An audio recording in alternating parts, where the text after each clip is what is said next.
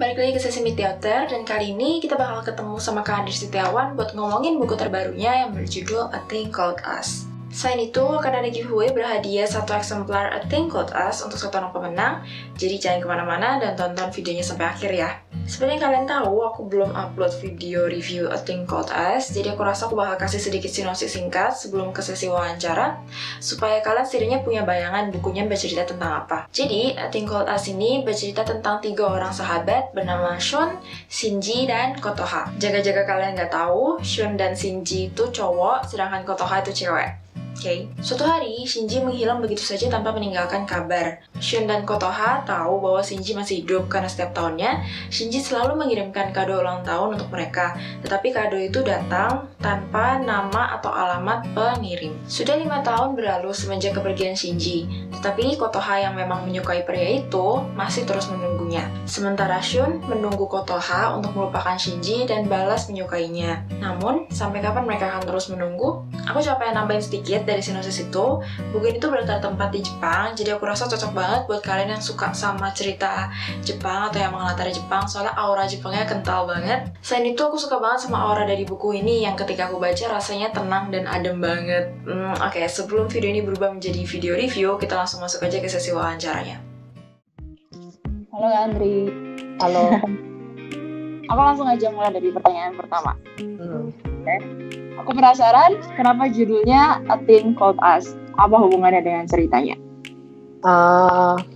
Sebenarnya di naskah yang di paling akhir, kayaknya paragraf kedua sebelum terakhir, itu ada 1 baris kalimat tentang mereka yang kayak mau kumpul lagi gitu loh. Kayak mereka berlima yang berkumpul lagi, dan si Shun mikir bahwa dia ini adalah sesuatu yang mungkin kalau dia suatu saat bakal mengenang ini, dia akan mengenang ini dengan 1 kata yang dimulai dengan kami, yaitu persahabatan mereka gitu.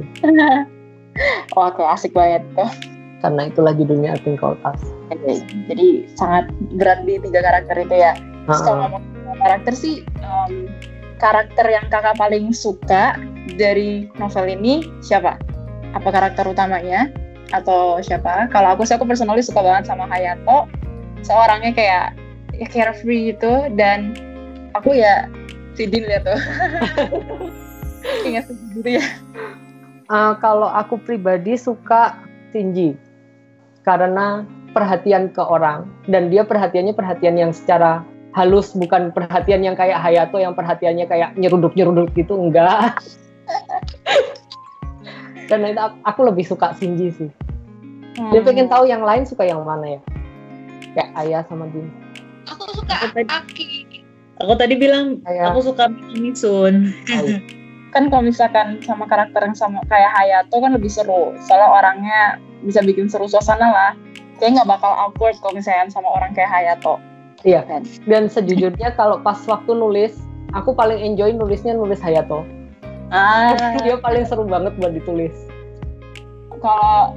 Terus kalau ngomongin lagi soal karakternya, aku penasaran karakter mereka itu kakak bener-bener bikin total ulang dari nol, atau kakak tuh terinspirasi dari orang-orang di sekitar kakak atau semacamnya sih?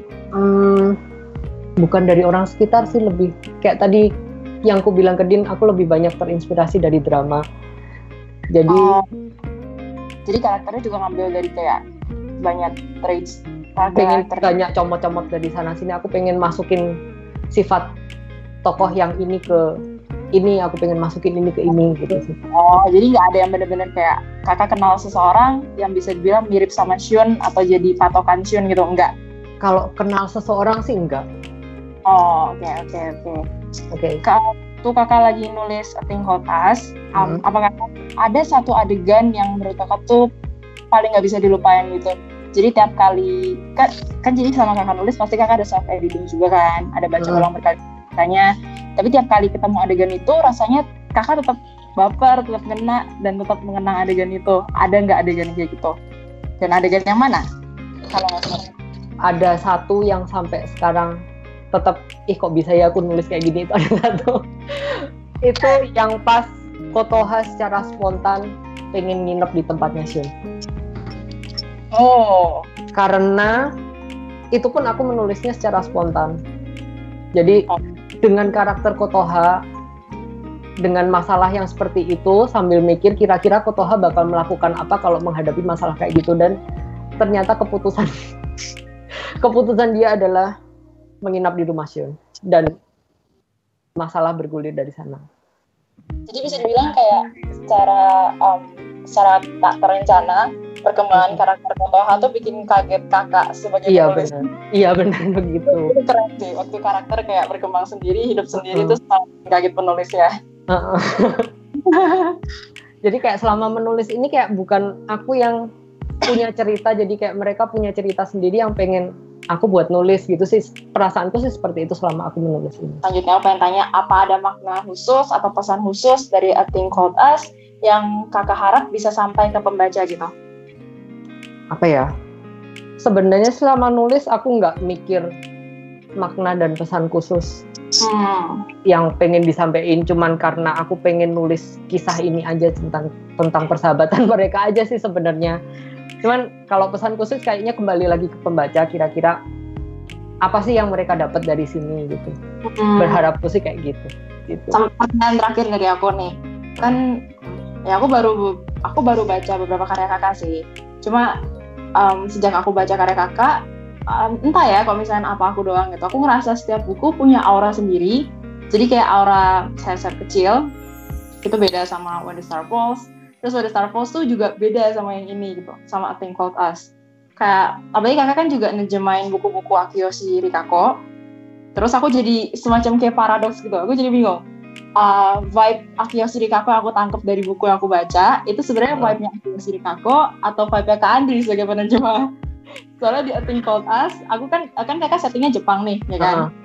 Terus aku jadi mikirnya kayak, ini sebenarnya Kak Andi kebawa sama vibe-nya Akiyoshi Rikako, atau ini benar-benar vibe-nya Kak Andri? Kayak paradoks gitu, jadi kita mana. Oke, yang Akiyoshi Rikako sih sebenarnya aku pengennya itu stylenya dia. Berharapnya sih nggak terpengaruh sama styleku sendiri ya, cuman karena aku yang nerjemahin mungkin sedikit banyak terpengaruh kali ya, tapi nggak yakin juga, berharapnya sih enggak. Terus tentang style nulisku, apa ya, aku sendiri pun nggak pernah ngerasa membedakan style nulis sih sebenarnya. Cuman apa ya, aku lebih enjoy nulis dengan style yang kayak When the Star Falls atau A Thing Called Us dibandingkan dengan sayap-sayap kecil dan yang lainnya sebenarnya sih. Aku suka banget sama aura dari buku ini, kayak tenang banget, kayak enak banget baca, tenang, adem gitu, santai, tapi bahasanya bagus.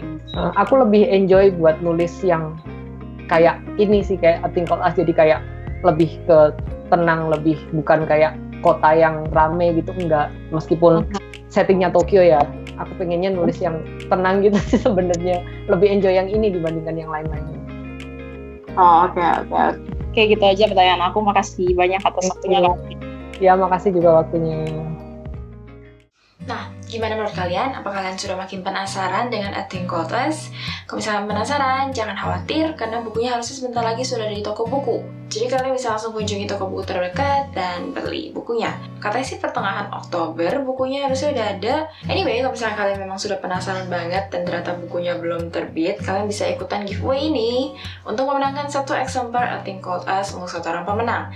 Caranya gampang aja. Pertama, kalian harus merupakan subscriber atau pengikut dari channel ini. Lalu kedua, kalian follow Instagram aku @mieru karena aku bisa ngomonginnya di Instagram. Aku udah ngomong di video kemarin juga, jadi maaf banget. Terus ketiga, kalian komentar di kolom komentar di bawah nama kalian, username Instagram, dan jawab pertanyaan berikut. Jika sahabat sekaligus orang yang kalian cintai menghilang selama 5 tahun, apa yang akan kalian lakukan? Terus menunggu atau merelakan? Jangan lupa kasih alasan juga ya untuk pilihan kalian.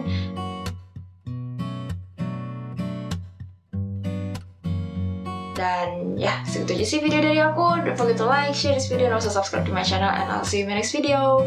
Oh iya, habis ini aku pasti bakal post review seputar bukunya. Oke, jadi tunggu aja. Happy reading, bye!